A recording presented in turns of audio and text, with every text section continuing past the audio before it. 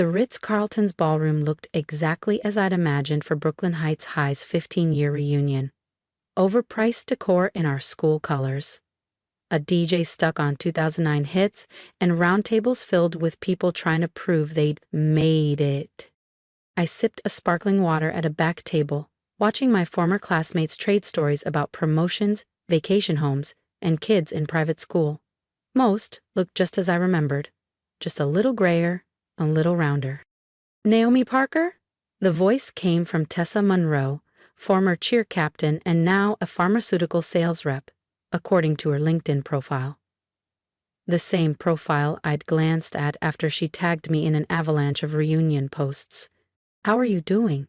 I can't believe you actually came," she said, pulling me into a hug that lasted just long enough to assess my thrift store blazer and lack of flashy jewelry.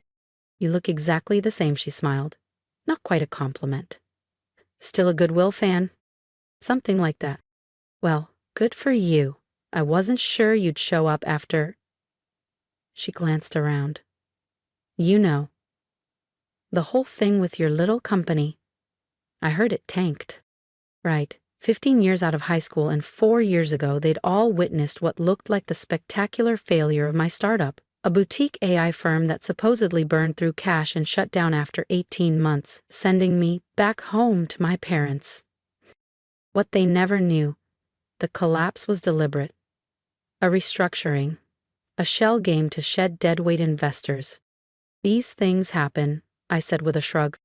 "Exactly," she patted my arm. "Failure's just a step towards success. You'll figure something out." "Sure I will. By the way, they're doing superlatives. Most successful, most traveled. You should check it out." Then she floated off toward a shinier networking target. I returned to my table and checked my phone. 3 missed calls from my assistant, 2 from my publicist, 1 from Forbes. Perfect timing. Tonight, they'd hand out a tacky plaque for most successful. Tomorrow, my Forbes cover story would hit newsstands. Naomi Parker, CEO of Orion Dynamics. The woman who quietly built a $3.2 billion 0-cents empire. The voice belonged to Ethan Granger, former varsity soccer captain and current regional manager at his uncle's logistics company. He strolled over with a grin a little too wide, the kind fueled by expensive scotch and nostalgia. "Naomi Parker, good to see you," he said, clapping me on the shoulder. "Heard about your company folding, tough break." I smiled politely. "Something like that." "But hey," he continued, "at least you tried. Most people don't even have the guts to launch a business." "True," I said evenly. "You working anywhere now? I could put in a word. Nothing glamorous, but steady paycheck, decent benefits. My uncle's always looking for reliable people." "Thanks, I'll keep it in mind." "Seriously though," he pressed, "what are you doing these days?" The question I'd been dodging all night. "Consulting," I said, which was true. Though my clients were Fortune 100 companies and heads of state, not mom-and-pop shops. "Consulting on what?" "Business strategy, tech integration, that sort of thing." "Ah," he nodded, with mock understanding, clearly translating that to between jobs. "Well, if you want real stability, logistics is the way to go." After he wandered off, I considered leaving.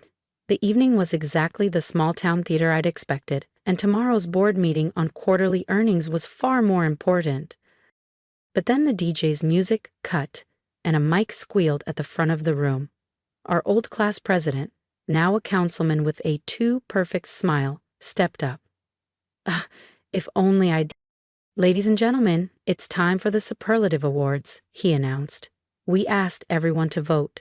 Some of the results might surprise you." Polite applause. "Most successful," he said, scanning the list. "This one was unanimous. Congratulations to Jennifer Walsh for making partner at Crawford, Harris & Stone." Jennifer walked up to genuine cheers. Partner at 31 was no small feat. "Next up." He paused mid-sentence, eyes flicking toward the back of the room, where my phone lit up again. My publicist's name flashed across the screen, along with a preview of tomorrow's headline. Forbes, Naomi Parker, the billionaire behind Orion Dynamics. More applause, Michael had always been brilliant, and his banking career in Tokyo was exactly the kind of thing that drew admiration at a reunion. The awards rolled on. Biggest family, best dressed, least changed, most changed. I barely listened, glancing at my phone again. Now it was 5 missed calls from Forbes. The MC's voice took on a different tone, half amused, half apologetic. This next category is a little different. We thought it'd be fun to include some honorable mentions, all in good humor, of course. A few chuckles rippled through the crowd. In the spirit of fun, he went on, our last award is for the person voted least successful by their classmates. The room shifted. No one wanted that title. And the honor goes to, he opened the envelope with unnecessary drama, Naomi Parker. The applause was uneasy, half pity, half mockery. I felt 300 pairs of eyes on me. In their minds, I was still the girl whose first company went under, the one doing vague consulting and wearing second-hand blazers. Naomi, come on up, the MC called, waving a cheap certificate. I stood, legs steady, and walked toward the stage. Every step felt deliberate. Then, my phone rang, loud enough to cut through the mic feedback. Heads turned. I glanced at the screen. Forbes magazine. Sorry, I said to the MC, stopping mid-aisle. I should take this. He blinked. Right now?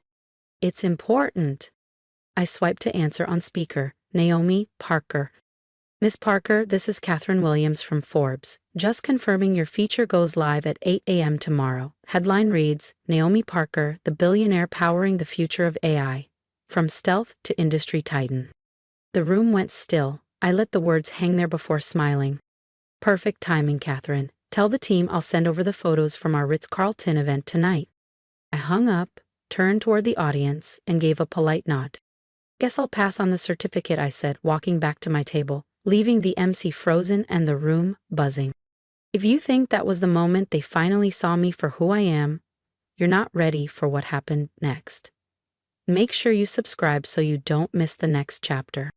I apologize for calling so late on a Saturday. Catherine's voice was crisp, carrying just enough for the front rows to catch pieces of the conversation. But our editorial board just gave final approval. Final approval for what? I asked, though I already knew. Your cover story for next month's issue, Youngest Billionaire of the Year, how Naomi Parker built a tech empire while everyone thought she'd failed. The ballroom went silent. Even the DJ stopped mid-track. I see, I said evenly. Publication date is next Monday.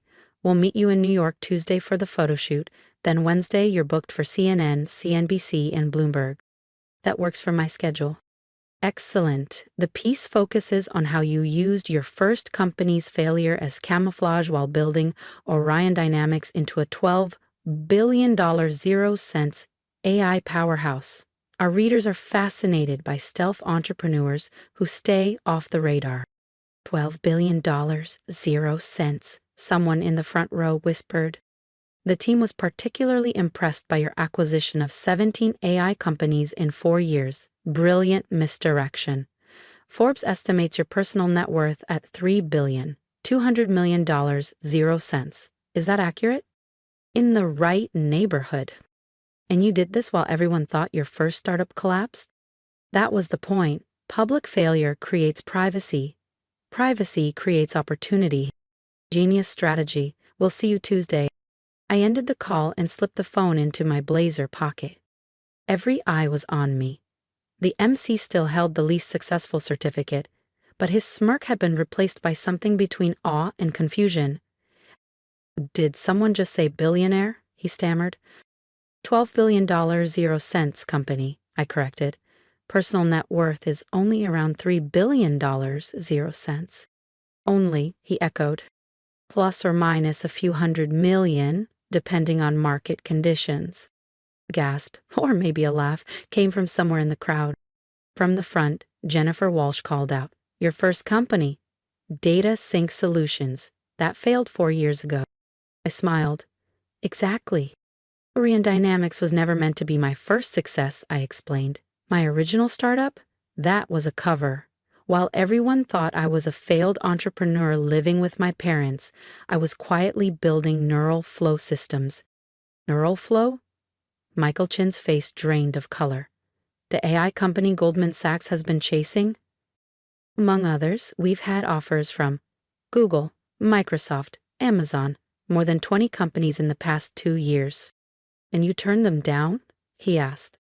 I'm not interested in being acquired. I'm interested in building something that changes how the world works. Ethan Granger was staring like I'd grown a second head. You've been pretending to be unsuccessful for 4 years? I've been maintaining a low profile while building one of the fastest growing tech companies in history. There's a difference. But why all the secrecy? Because once people know you're successful, everything changes. Every conversation becomes about money. Every relationship is filtered through assumptions about wealth. Every decision is scrutinized by competitors and regulators. I swept my gaze across the ballroom. Tonight, for example, how did you treat me when you thought I was unsuccessful? Silence. You offered me jobs. You gave me advice. You talked to me like a normal classmate. That's valuable. Raw market feedback. Insight into consumer behavior and industry trends. So you were using us for market research? Madison Monroe's voice had an edge. I was maintaining authentic relationships while gathering information on how industries adapt to technological change. Your insights into pharmaceutical sales automation were particularly useful. The inefficiencies you complained about? Orion's healthcare division solved them. She blinked, stunned. So when you said you were consulting, Ethan began. I consult for Fortune 500 companies on AI integration. My hourly rate is $15,000, 0 cents, plus expenses. Though most of my time now is focused on Orion's strategic development, EMC still held the least successful certificate. What do I do with this? Keep it, I smiled. It's technically accurate. I am the least successful person in this room, if you're measuring in dollars.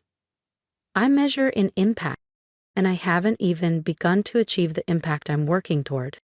I walked back toward my table, but the crowd was on its feet now, voices tumbling over one another with questions, congratulations, and sudden requests for business cards. How did you do it? When did you start Orion? Can you get me a job? Do you remember when we were lab partners?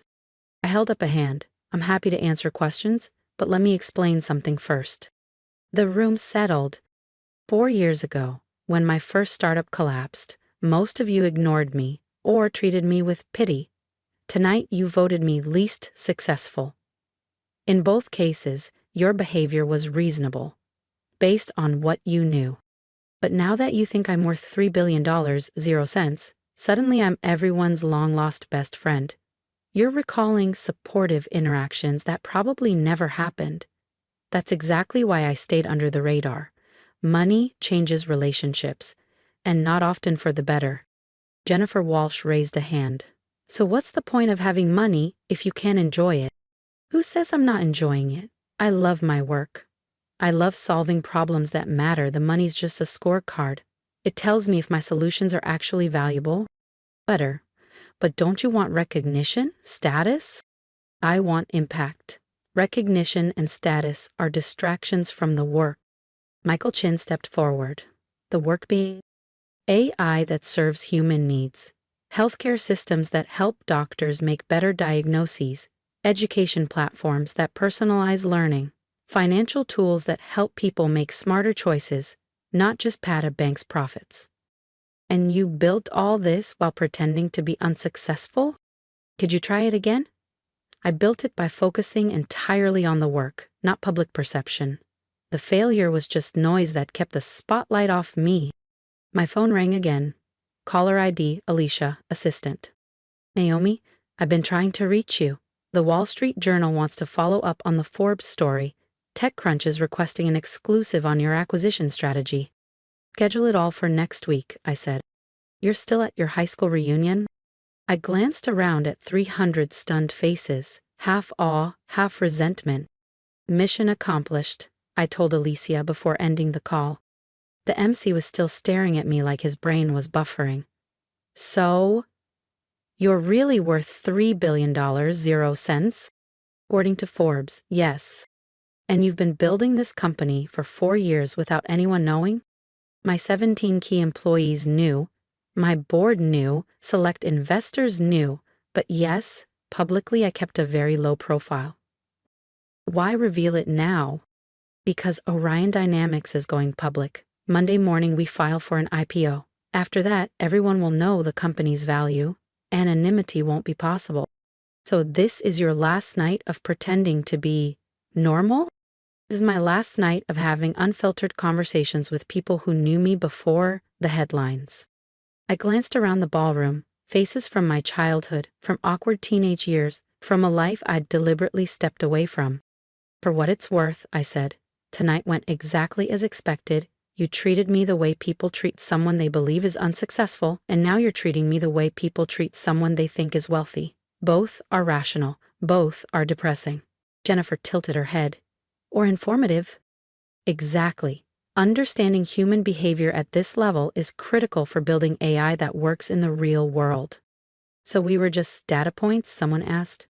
You were people I used to know, behaving exactly how people behave. The research value was a bonus. Ethan stepped forward. I owe you an apology. Why? For offering you a job at my uncle's company. That was you being decent to someone you thought needed help. That's kindness, not an insult. Madison raised her hand. When I made that crack about goodwill, you were making a social assessment based on visible status markers, perfectly normal and accurate. This outfit did cost $12.00. But you could afford anything. I could. But expensive clothes wouldn't make me better at building AI systems. For the next hour, I answered questions about my strategy, my daily routine, and my future plans. Gradually, the crowd thinned, still whispering, still glancing back. Some people seemed genuinely interested in reconnecting as adults. Others were clearly calculating potential business opportunities. A few were still processing the complete collapse of their assumptions about success and failure. As the night wound down, I found myself back at my corner table with the 3 people who'd actually made an effort to stay in touch over the years. Sarah Martinez, now an elementary school teacher, Tom Wilson, managing a nonprofit, and Lisa Kim, a nurse practitioner. So, what happens now? Sarah asked. After the IPO, after Forbes, after everyone knows? Now, I get back to work, I said.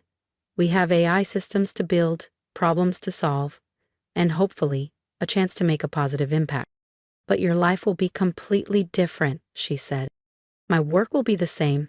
Everything else will just get more complicated. Tom picked up the least successful certificate the MC had abandoned on my table. You're going to keep this? Absolutely. It's a reminder that success depends on perspective and timing. And that public perception doesn't match reality, he asked. And that public perception is almost always irrelevant to the work that matters, I replied. Lisa smiled. You know what's funny? You're still exactly the same as in high school. Oh, so? Completely absorbed in your projects, oblivious to half the social drama, and convinced you can solve anything if you think about it long enough. Yeah, he laughed. Probably accurate. The only difference is my projects are worth billions now. No, Lisa said, the difference is you have the resources to solve problems that actually matter. As we gathered our coats, Sarah asked one last question. Was it worth it? The secrecy, the deception, letting people think you'd failed? I glanced around the ballroom, at the fading decorations, the crumpled programs, the awards table now mostly empty. Ask me in 10 years, I said, when we see whether Orion Dynamics actually helps humanity instead of just replacing it. And if it didn't work, then maybe I'd truly have been the least successful person at this reunion after all. Driving home in my 15-year-old Toyota, I thought about the moment my classmates' expressions had shifted from smug pity to stunned recognition. Tomorrow, the Forbes article would go live.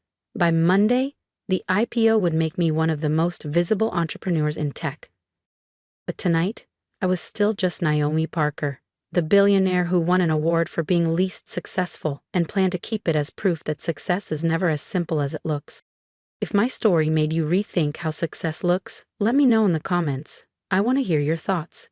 Subscribe to follow what happens next. And remember, never let other people's perception define your worth. Focus on impact, not applause, and the rest will follow.